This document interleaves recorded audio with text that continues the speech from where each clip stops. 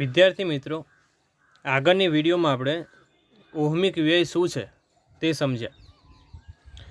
Ohmic વ્યય એટલે જ્યારે કોઈ પણ પરિપથમાંથી વિદ્યુત પ્રવાહ પસાર થાય કોઈ પણ સુવાહકમાંથી, ત્યારે તેની અંદર રહેલા વિદ્યુત ભારો વિદ્યુત ઉર્જા મેળવે છે.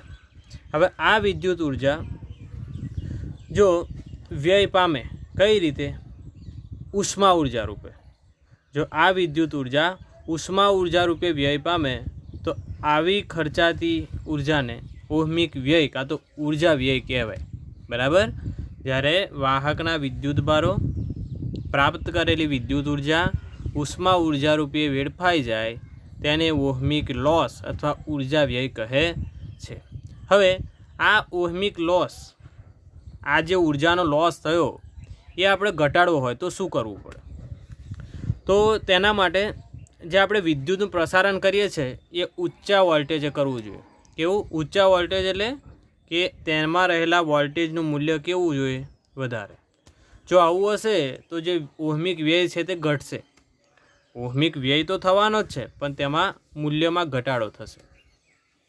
તો આજે આ વિડીયોમાં આપણે સમજીએ કે ઓહમિક વ્યય ઘટાડવા અતિ દૂર વિદ્યુતનું પ્રસારણ એટલે ટ્રાન્સમિશન ખૂબ ઊંચા વોલ્ટેજ સાથે કરવામાં આવે છે. બરાબર. એટલે આપણે જાણીએ છીએ કે જે વિદ્યુત ઉર્જાનું ઉત્પન્ન કરતી કોઈ પાવર સ્ટેશનો છે તે ગામડા, શહેરો કે ફેક્ટરીઓથી ઘણા દૂર આવેલા છે.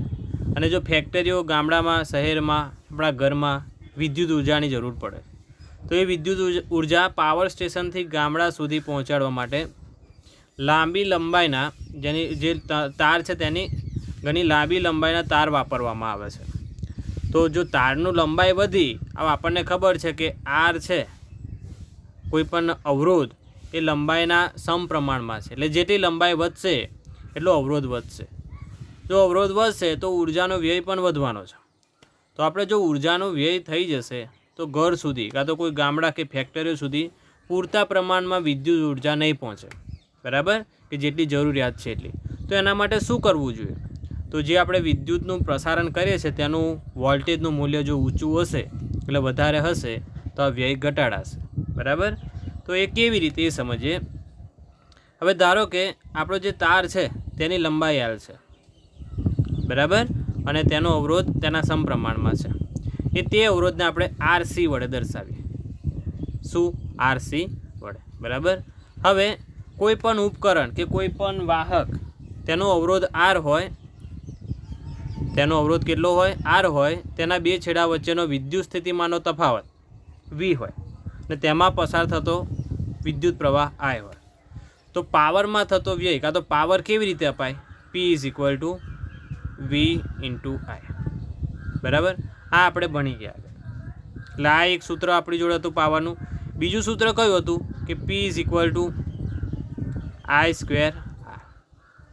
અને ત્રીજું હતું P = V². આ ઓહ્મ્સના લો પરથી, આના પરથી જ આપણે મેળવ્યું હતું. એક વખત આપણે Vનું મૂલ્ય મૂક્યું, V = IR મૂક્યું અને બીજી વખત I = V/R મૂક્યું. એટલે બીજા સૂત્ર પરથી આપણને મળ્યું હતું V²/P = V²/R. બરાબર. તો ત્રણ સૂત્ર હતા. એમાંથી પહેલું સૂત્ર અહીંયા છે. હવે આપણે બીજા સૂત્ર પરથી કે P = I²R પરથી આપણે જે તાર લીધો છે તેનો અવરોધ કેટલો છે? RC. એટલે વ્યય પામતો અવરોધ કેટલો, પાવર કેટલો મળશે? કે જે તારમાં વિદ્યુત પ્રવાહ જ્યારે પસાર થશે ત્યારે તે તારમાંથી વ્યય પામતો પાવર PC = I²RC જેવો જેટલો મળશે. જ્યાં RC શું છે? કે જે તાર લીધો છે તેનો અવરોધ, આ મૂલ્ય. બરાબર. પણ આ ઇક્વેશન પરથી આઈનું મૂલ્ય કેટલું મળશે? I = P/V. તો આ વેલ્યુ આપણે અહીંયા મૂકી દઈએ. આઈની જગ્યાએ શું મૂકીશું? P/V. અહીંયા આઈનો સ્ક્વેર છે એટલે શું મળશે? PC = I² એટલે Pનો સ્ક્વેર ભાગ્યા V². અને આ RC હતું. આ શાનું મૂલ્ય મળ્યું? PC એટલે શું? PC એટલે કોઈ પણ તારમાંથી જ્યારે વિદ્યુત પ્રવાહ પસાર થશે ત્યારે તેમાંથી વ્યય પામતો પાવર. બરાબર. એટલે આ સૂત્ર મળ્યું આપણને જે અહીંયા છે. એટલે આ સૂત્ર પરથી તમે જોઈ શકો છો કે વ્યય પામતો પાવર તે વિદ્યુતનું જે પ્રસારણ છે તેના વોલ્ટેજના વ્યસ્ત પ્રમાણમાં છે, એટલે વોલ્ટેજના વર્ગના વ્યસ્ત પ્રમાણમાં. એટલે જેટલો તમારો વોલ્ટેજ વધારે હશે એટલો વ્યય પામતો પાવર શું થવાનો છે? ઘટવાનો છે. બરાબર. એટલે આ સૂત્ર પરથી આપણે એવું જાણી શકીએ કે જો વિદ્યુતનું પ્રસારણ ખૂબ ઊંચા વોલ્ટેજે કરવામાં આવે તો જે ઓહમિક વ્યય છે તે ઘટાડી શકાય. બરાબર. એના જ કારણે જ્યારે લાંબા અંતર સુધી વિદ્યુતનું પ્રસારણ થાય છે તે ઘણા ઊંચા વોલ્ટેજે થાય છે. અને તમે જોયું હોય તો ઊંચા વોલ્ટેજના લીધે તેની ઉપર ખતરો છે તેવું નિશાન પણ હોય છે. બરાબર. એટલે ઊંચા વોલ્ટેજે વિદ્યુતનું પ્રસારણ કરવાથી વ્યય પામતો પાવર કેવો મળે છે? ઓછો મળે છે. હવે બીજો પ્રશ્ન છે કે અતિ દૂર વિદ્યુતના પ્રસારણ માટે કયા ઉપકરણનો ઉપયોગ થાય છે અને શા માટે? કોઈ એવું ઉપકરણ વપરાય છે કે અતિ દૂર સુધી વિદ્યુતનું પ્રસારણ કરવા માટે મદદરૂપ થાય છે. તે ઉપકરણ કયું છે અને તેનો ઉપયોગ કરવાની જરૂર કેમ પડી? તો તેનું નામ છે ટ્રાન્સફોર્મર. હવે ટ્રાન્સફોર્મર શું છે કે કોઈ પણ વિદ્યુત હોય, કોઈ ઉર્જા હોય તેને વધારે કે ઘટાડી શકાય. તેનો વોલ્ટેજ શું થાય? વોલ્ટેજ વધારાય અને ઘટાડાય. તો જ્યારે કોઈ લાંબા અંતર સુધી કોઈ તાર થ્રુ તમે વિદ્યુત ઉર્જાનું પ્રસારણ કરતા હોય તો આમાંથી થોડો ઘણો તો વ્યય પામવાનો જ. ભલે તમે ઊંચા વોલ્ટેજે તે વિદ્યુતનું પ્રસારણ કરતા હોય તો એ પાવરનો તો વ્યય થવાનો, એ પાવર ઘટતો જ હશે. એટલે જેટલી જરૂરિયાત છે, ધારો કે કોઈ કંપની છે, ફેક્ટરી છે, તેની જરૂરિયાત પૂરતો વોલ્ટેજ મળશે નહીં. તે ગમે ત્યાં કોઈ સ્ટેશન આગળ ટ્રાન્સફોર્મર લગાવી દેવામાં આવે છે. એટલે જેટલો વિદ્યુત વોલ્ટેજ ઘટે છે એ આ ટ્રાન્સફોર્મર કેવું કરશે? વધારશે. બરાબર. હવે આ જ જો આપણે આવતો જે વિદ્યુત છે, વિદ્યુત પાવર, તેનો વોલ્ટેજ આપણા ઘર માટે તો ઓછી મૂલ્યનું જોઈએ, 220 વોલ્ટ. તો તેને ઘટાડવાની જરૂર પડી તો ત્યાં પણ ટ્રાન્સફોર્મર મૂકો તો તે વોલ્ટેજ ઘટે. એટલે બે પ્રકારના ટ્રાન્સફોર્મર હોય. એકને કહેવાય સ્ટેપ અપ કે જે શું કરે? વોલ્ટેજને વધારે. અને સ્ટેપ ડાઉન તે શું કરે? કે વોલ્ટેજને ઘટાડે. એટલે જરૂરિયાત મુજબ વોલ્ટેજ વધારે અને ઘટાડે તે જે સાધન વપરાય છે તેને શું કહેવાય? જે ઉપકરણ છે એને ટ્રાન્સફોર્મર, તેનો ઉપયોગ થાય છે. બરાબર. હવે આપણો પછીનો પ્રશ્ન છે કે અવરોધકોનું સંયોજન કેટલી રીતે કરી શકાય? તો અવરોધકોનું સંયોજન 3 રીતે કરી શકાય. એક તો શ્રેણી જોડાણ, બીજું છે સમાંતર જોડાણ અને ત્રીજું છે મિશ્ર જોડાણ. એટલે શ્રેણી અને સમાંતર બંને. તો આપણે 1 બાય 1 સમજીએ કે શ્રેણી જોડાણ શું છે અને સમાંતર જોડાણ શું છે. પહેલો પ્રશ્ન કે શ્રેણી જોડાણ શું છે? શ્રેણી જોડાણ, અવરોધકોનું શ્રેણી જોડાણ કોને કહે છે? અને જુદા જુદા અવરોધકોના મૂલ્ય માટે આપણે શ્રેણી જોડાણનું અસરકારક એટલે પરિણામી અવરોધનું સૂત્ર મેળવીશું. બરાબર. પરિણામી અવરોધનું સૂત્ર મેળવીશું. તો હવે પહેલાં તો પ્રશ્ન એવો થાય કે શ્રેણી જોડાણ એટલે શું? તો ધારો કે આપણી જોડે 2 કાં તો 2 કરતાં વધારે અવરોધો હોય તો એ અવરોધોને કોઈ 2 બિંદુની વચ્ચે એ રીતે જોડવામાં આવે, તે બંને અવરોધને તે બિંદુ વચ્ચે એ રીતે જોડવામાં આવે કે તેમાંથી પસાર થતો વિદ્યુત પ્રવાહ માટે ખાલી એક જ માર્ગ શક્ય હોય. તેનો મતલબ કે ધારો કે R1 અને R2 બે અવરોધકો આપણે કોઈ 2 બિંદુ A અને B વચ્ચે જોડ્યા છે. તો આ અવરોધકો R1 અને R2 માંથી પસાર થતા વિદ્યુત પ્રવાહ માટે એક જ માર્ગ થયો, જે અહીંયા છે એરોથી દર્શાવ્યો. અથવા બીજા શબ્દોમાં કહીએ કે R1 અને R2 માંથી પસાર થતો વિદ્યુત પ્રવાહ કેવો મળશે? સરખો મળશે. તો આ જે જોડાણ થયું અવરોધકોનું તેને શું કહેવાય? અવરોધકોનું શ્રેણી જોડાણ, જે અહીંયા તમને આકૃતિમાં બતાવ્યું છે. બરાબર. એટલે અને આ બંને પોઈન્ટ વચ્ચે આપણે શું? એક વિદ્યુત કોષ જોડીશું કે જેનો વોલ્ટેજ V હશે. જ્યારે વિદ્યુત કોષ જોડવામાં આવશે ત્યારે તેમાંથી વિદ્યુત પ્રવાહ રચાશે અને વિદ્યુત પ્રવાહ બંને અવરોધમાંથી પસાર થતો વિદ્યુત પ્રવાહ કેવો મળશે? સરખો. પણ અહીંયા પોટેન્શિયલ ડિફરન્સ એટલે સ્થિતિમાનનો તફાવત જે બંને અવરોધો વચ્ચે કેવો હશે? જુદો જુદો હશે. V1 અને V2 મળશે. તો શ્રેણી જોડાણમાં 2 અવરોધકો આપણે વાપર્યા હોય તો 2 કરતાં વધારે, તો તેમાંથી પસાર થતો વિદ્યુત પ્રવાહ સરખો મળશે, પણ બંને અવરોધકો માટે સ્થિતિમાનનો તફાવત કેવો મળશે? જુદો જુદો. અને બીજું કે આ દરેક અવરોધકો જે આપણે શ્રેણી જોડાણમાં જોડ્યા છે તેમના વિદ્યુત સ્થિતિમાનના તફાવતનો સરવાળો લો તો તેનું મૂલ્ય કેટલું મળે કે જે તમે વિદ્યુત કોષ આ પરિપથમાં જોડ્યો છે તેના વોલ્ટેજ જેટલું મૂલ્ય મળે. બરાબર. એટલે V is equal to V1 plus V2. V1 શું છે? R1 અવરોધકની બે છેડા વચ્ચેનો વિદ્યુત સ્થિતિમાનનો તફાવત અને V2 છે R2 અવરોધકના બે છેડા વચ્ચેનો વિદ્યુત સ્થિતિમાનનો તફાવત. એટલે આ દરેક અવરોધકોના વિદ્યુત સ્થિતિમાનના તફાવતનો સરવાળો લો તો તેનું મૂલ્ય કેટલું મળે કે જે તમે વિદ્યુત કોષ આ પરિપથમાં જોડ્યો છે તેના વોલ્ટેજ જેટલું.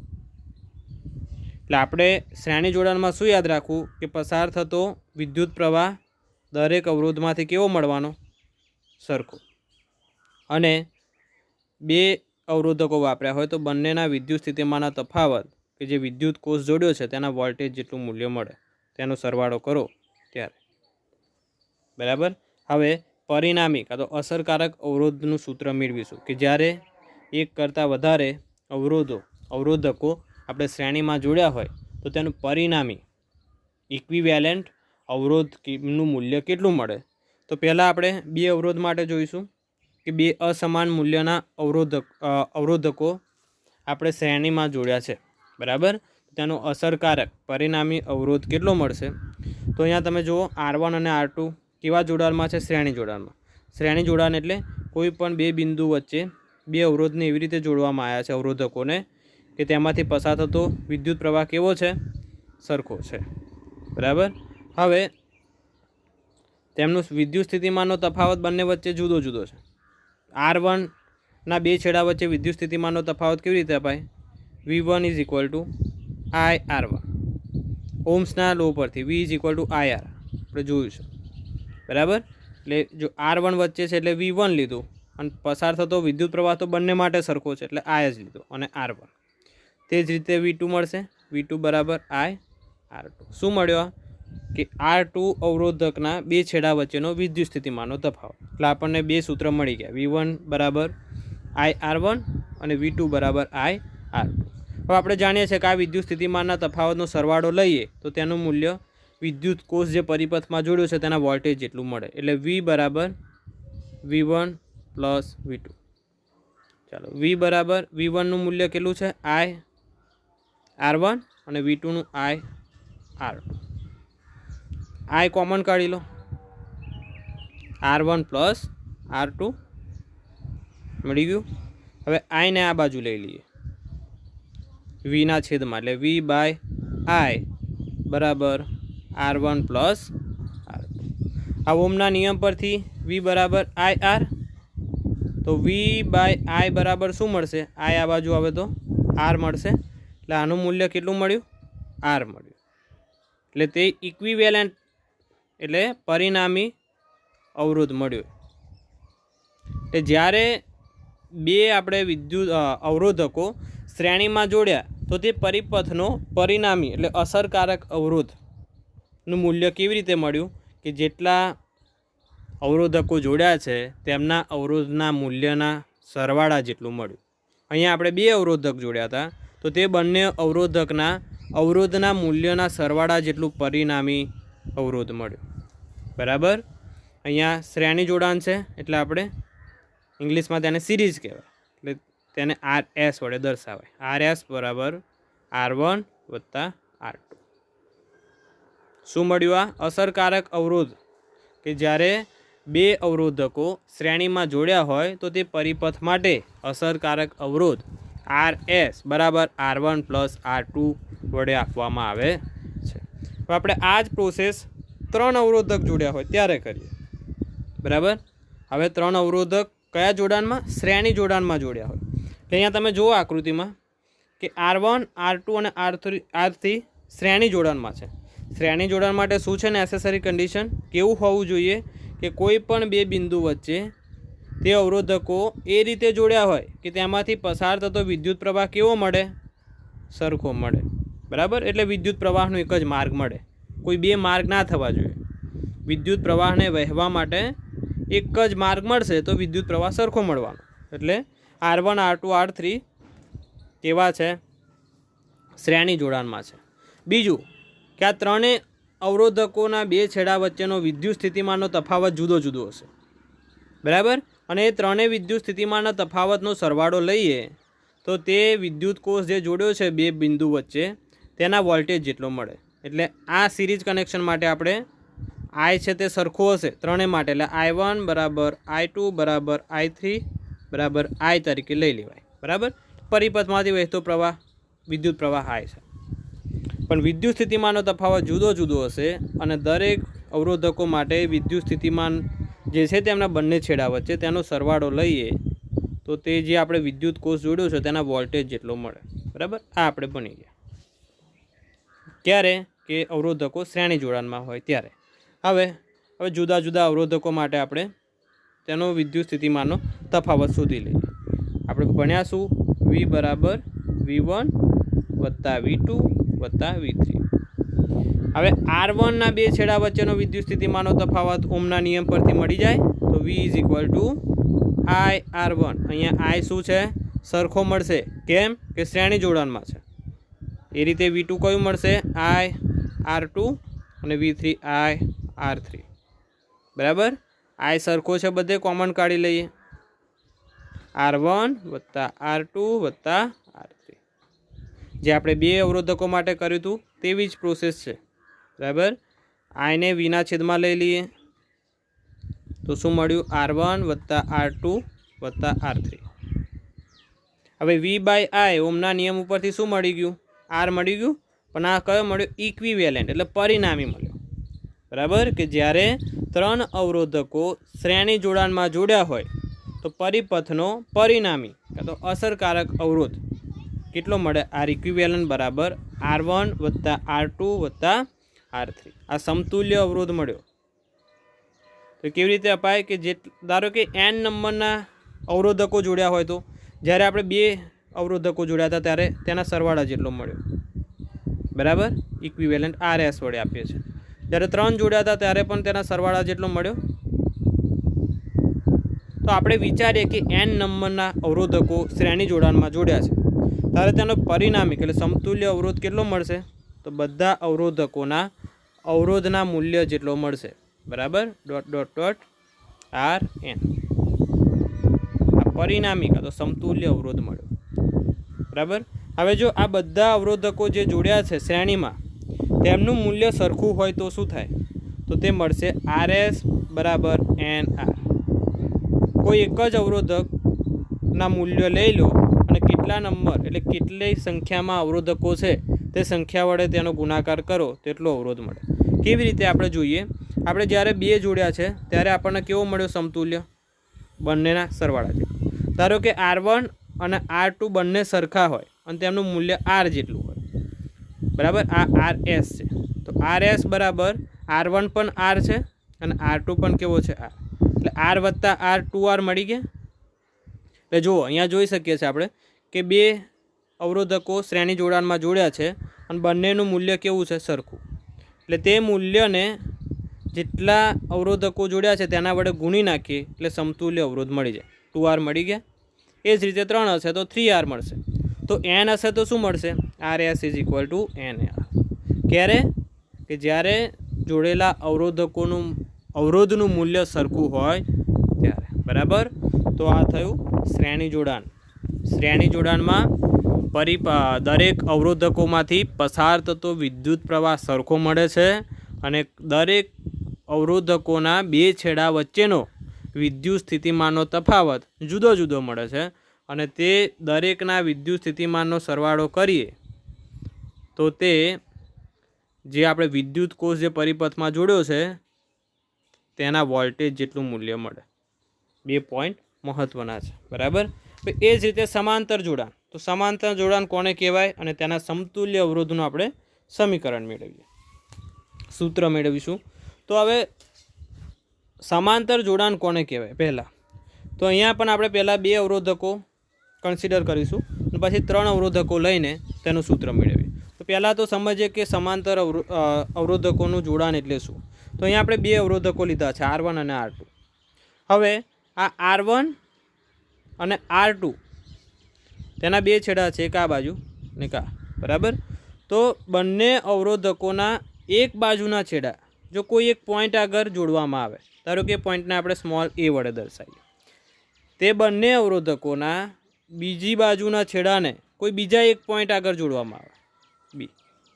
બરાબર. તો આ જે જોડાણ બન્યું તેને શું કહેવાય? સમાંતર જોડાણ કહેવાય. શું છે અહીંયા? બે અવરોધકો લીધા R1 અને R2. તે બંને અવરોધકોના એક બાજુના છેડાને કોઈ એક એ પોઈન્ટ આગળ જોડ્યા. તેવી જ રીતે બીજી બાજુના છેડાને કોઈ બીજા એક પોઈન્ટ આગળ બી આગળ જોડ્યા. તો જે આ જોડાણ બન્યું તેને શું કહેવાય? સમાંતર જોડાણ કહેવાય. અહીંયા શ્રેણી જોડાણ કરતાં એક્ઝેક્ટ ઊંધું છે. કેવું? શ્રેણી જોડાણમાં શું સરખું હતું? વિદ્યુત પ્રવાહ અને જે વિદ્યુત સ્થિતિમાનનો તફાવત સરવાળાથી અપાતો હતો કે દરેક અવરોધકોના બે છેડા વચ્ચેના વિદ્યુત સ્થિતિમાનનો સરવાળો લઈએ તો તે વિદ્યુત કોષ જોડ્યો છે તેના વોલ્ટેજ જેટલું મળે.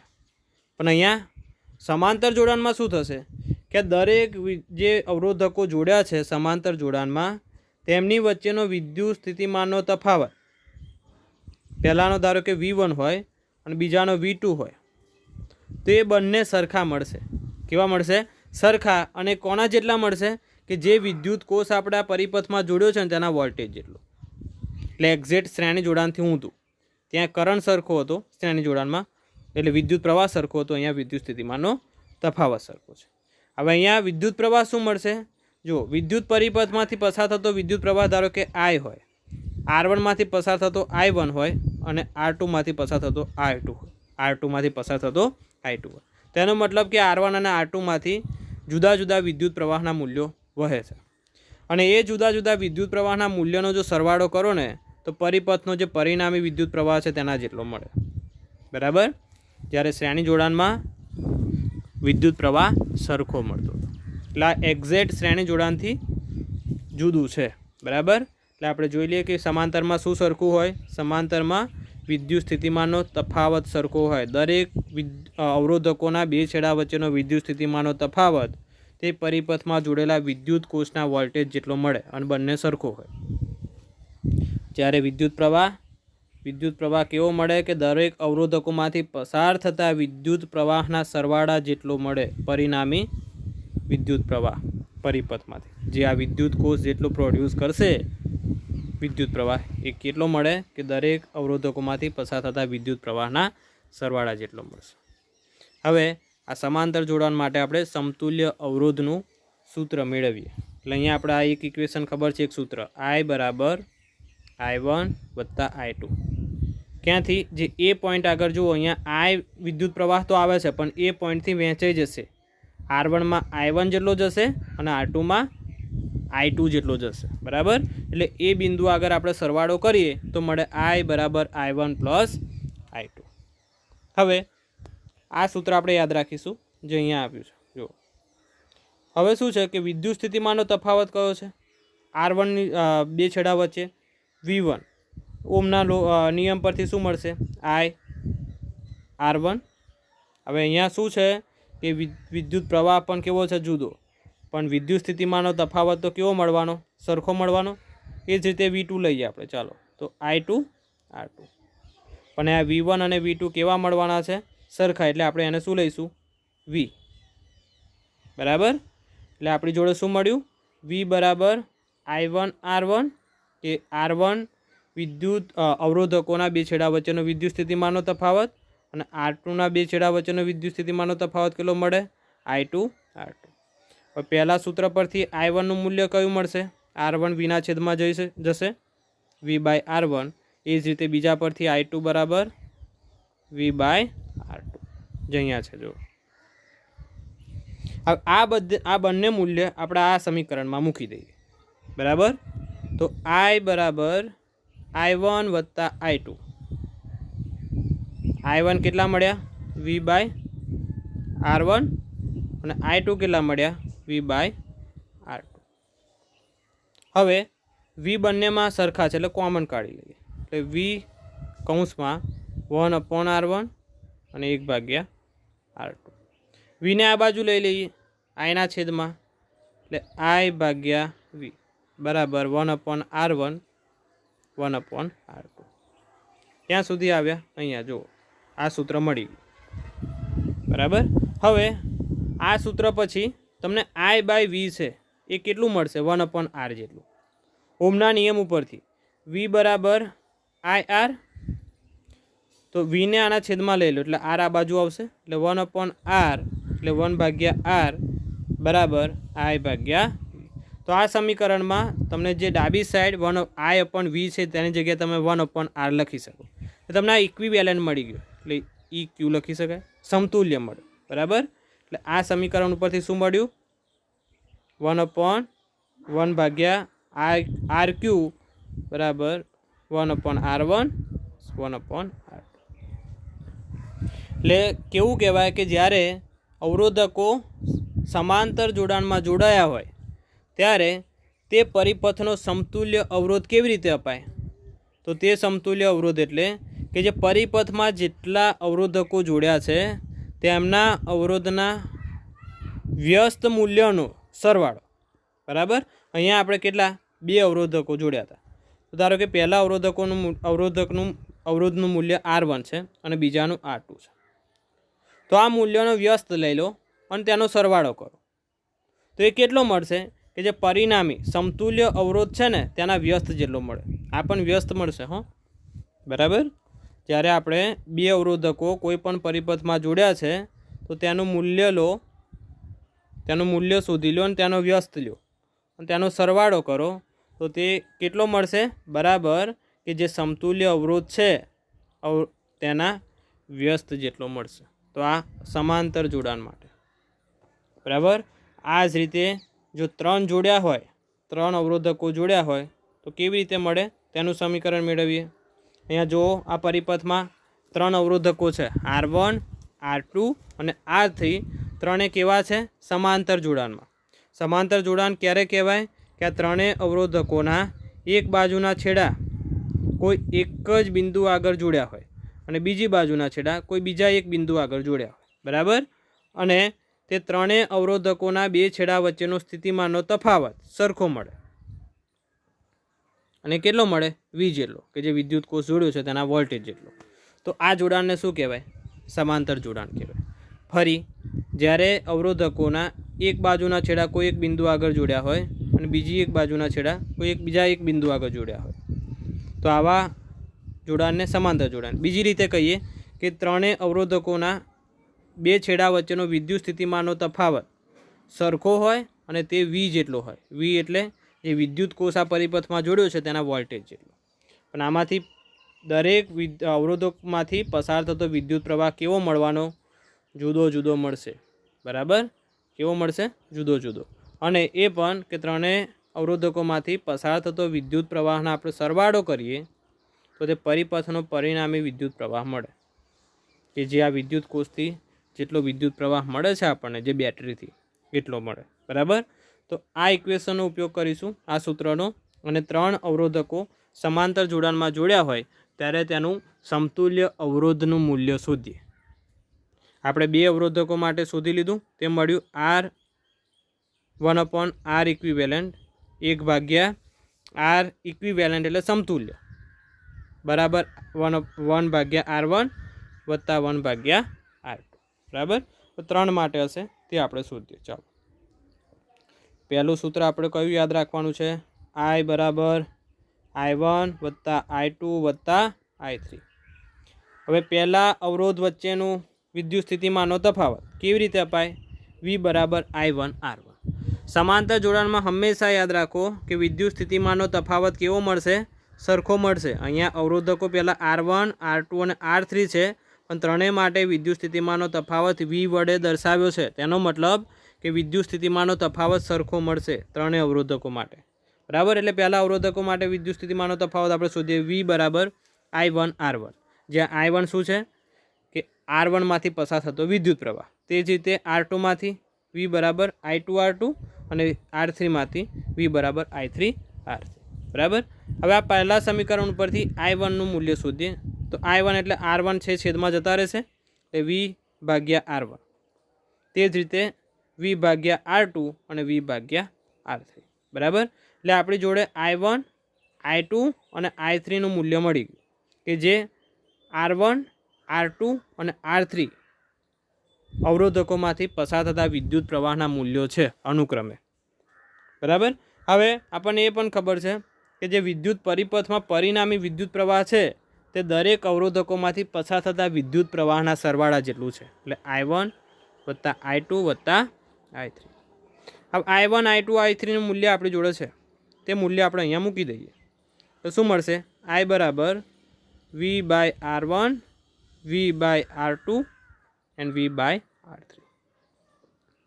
હવે આપણે V ત્રણેયમાં સરખો છે બહાર કાઢી લઈએ એટલે 1/R1 1/R2 અને 1/R3.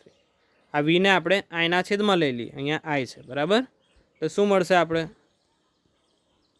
અહીંયા સુધી આવ્યા, અહીંયા છે આ સૂત્ર ત્યાં સુધી.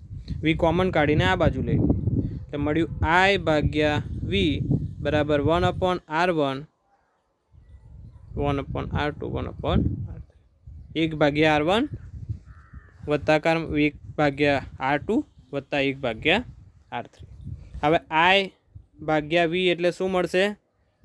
1/R. આપણે ઓમના નિયમ પરથી આગળ જોયું કે I અને Vના ગુણોત્તરને શું કહેવાય? અવરોધનો વ્યસ્ત બરાબર. એટલે આને અને ઇક્વિવેલન્ટ સમતુલ્ય છે એટલે ઇક્યુ લખીશું. એટલે સમતુલ્ય કેટલો મળ્યો? આટલો 1/1/R ઇક્વિવેલન્ટ બરાબર 1/R1 1/R2 અને 1/R3. તો 3 અવરોધકો હોય ત્યારે પણ તેનો પરિણામી અવરોધ પરિપથનો પરિણામી કાં તો સમતુલ્ય અવરોધ કેવી રીતે અપાય? તો જેટલા અવરોધકો પરિપથમાં જોડ્યા છે તેમના અવરોધના મૂલ્યના વ્યસ્ત કરીને તેનો સરવાળો કરો તો તમને સમતુલ્ય અવરોધનું વ્યસ્ત મૂલ્ય મળે. કયું વ્યસ્ત મૂલ્ય? ધારો કે 3 અવરોધક જોડ્યા છે, 3 અવરોધક. પહેલા અવરોધનું મૂલ્ય R1 છે, બીજાનું R2 છે અને ત્રીજાનું R3 છે. તો આ ત્રણેય મૂલ્યનો વ્યસ્ત લો અને ત્રણેયનો સરવાળો કરો તો તે તમને પરિપથમાંથી પસાર થતો સમતુલ્ય અવરોધનું વ્યસ્ત મૂલ્ય મળે બરાબર. તો આ 3 હોય ત્યારે તો આ જ રીતે આપણે n નંબર્સ એટલે n અવરોધકો જોડ્યા હોય તો સૂત્ર કેવી રીતે મળશે? R ઇક્વિવેલન્ટ બરાબર 1/R1 1/R2 ... 1/R.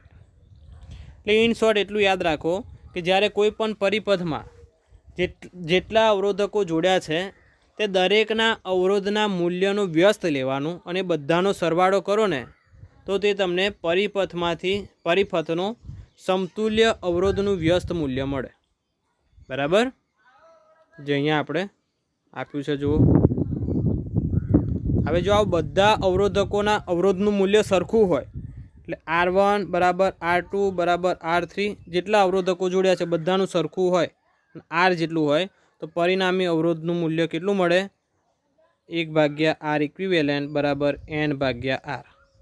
એટલે R ઇક્વિવેલન્ટ કેટલું મળે? R ઇક્વિવેલન્ટ બરાબર R/n. એટલે કોઈ એક અવરોધનું મૂલ્ય લઈ લો અને કેટલા અવરોધકો છે તેના વડે ભાગી નાખો એટલું તમને સમતુલ્ય અવરોધનું મૂલ્ય મળે. ક્યારે? જ્યારે બધા અવરોધકો જોડ્યા છે તેમનું અવરોધનું મૂલ્ય સરખું હોય. આપણે 2 અવરોધકો માટે લઈને જોઈએ એટલે ખબર પડે.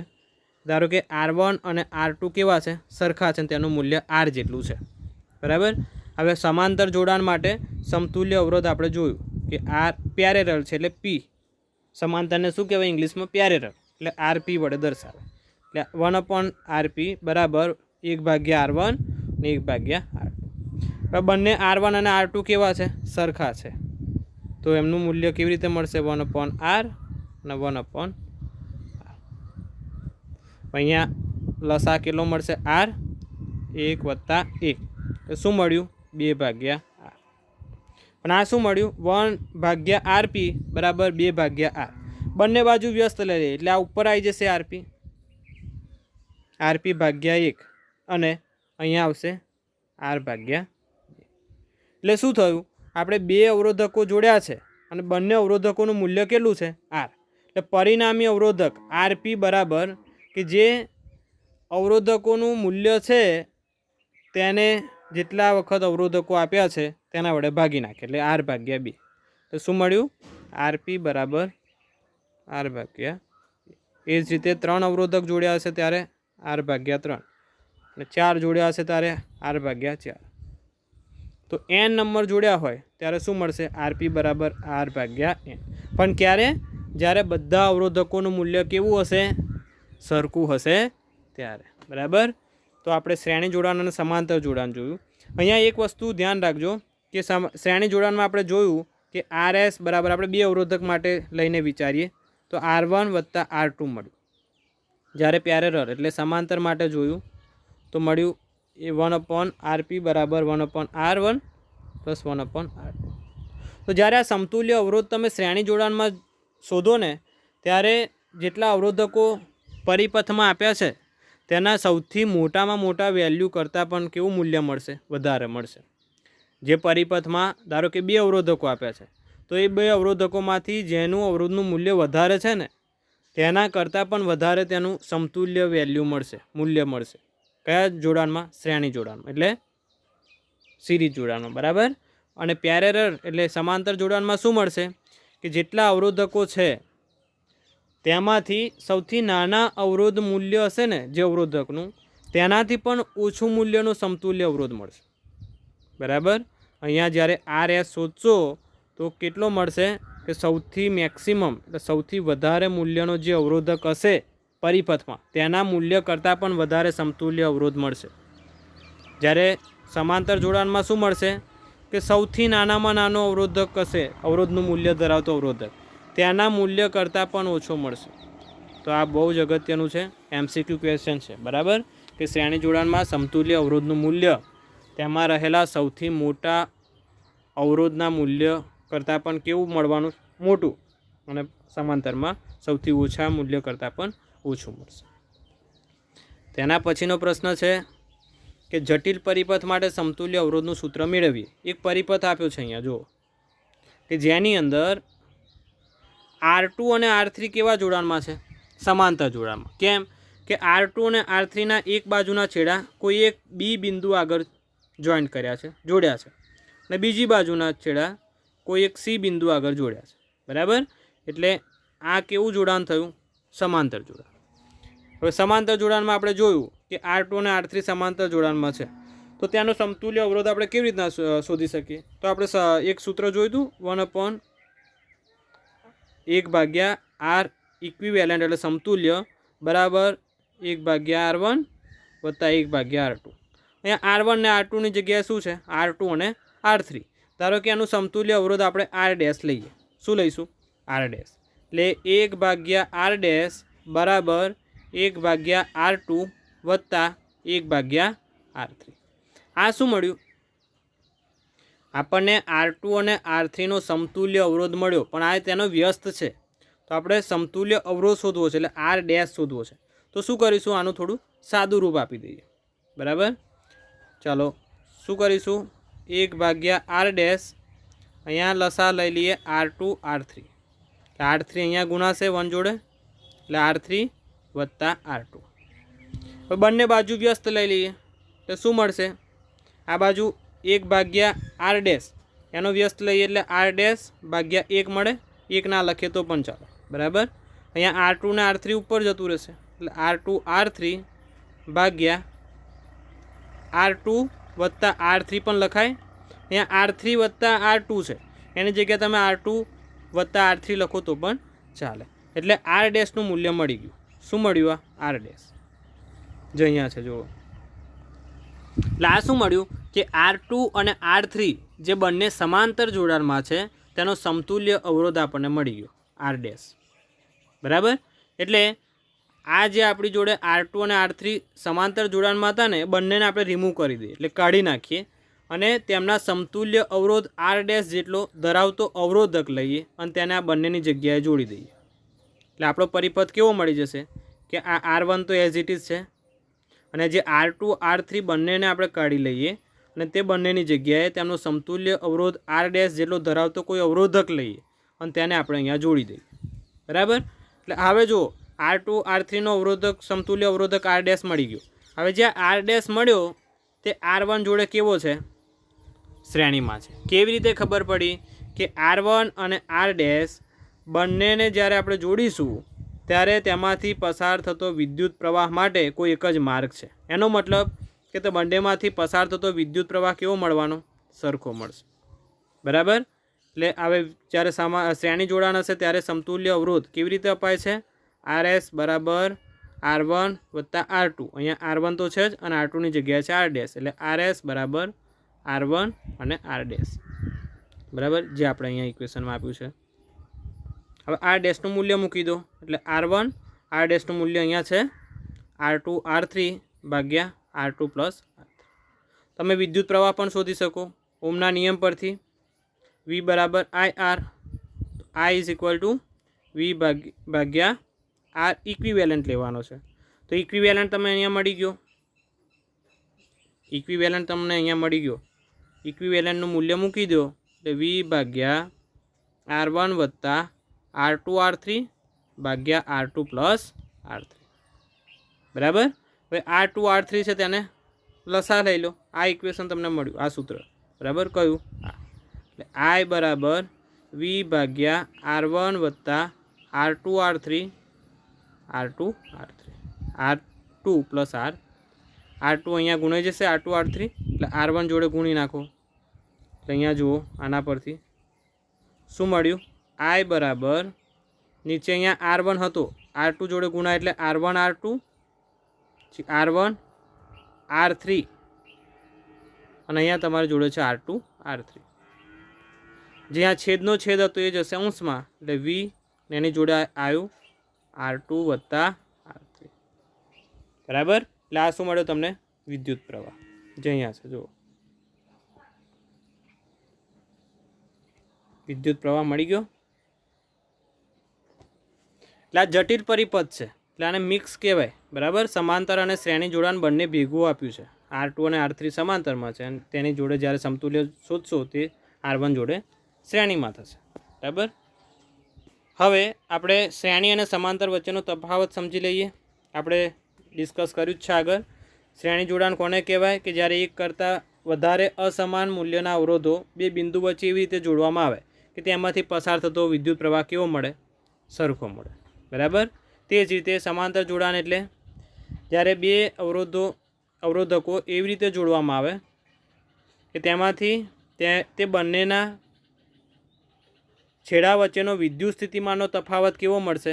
સરખો મળશે. એટલે પોટેન્શિયલ ડિફરન્સ, PD એટલે પોટેન્શિયલ ડિફરન્સ સરખો મળે.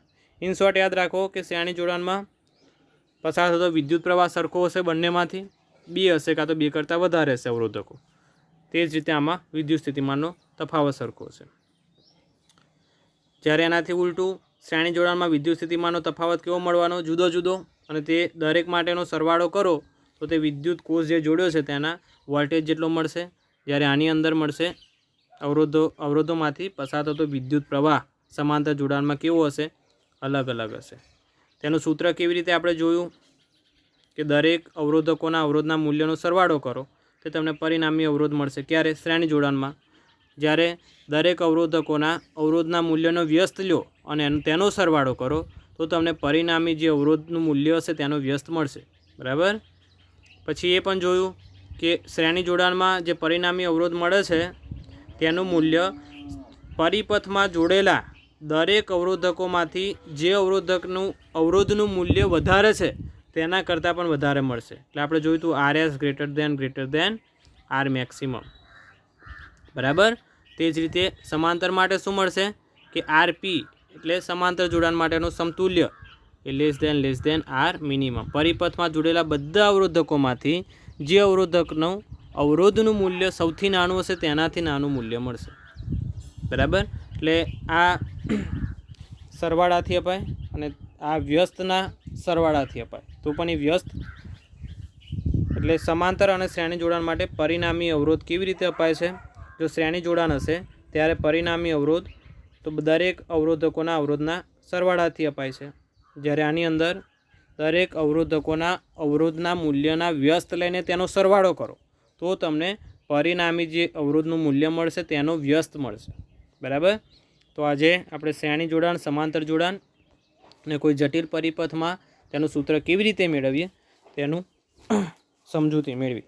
Okay, thank you.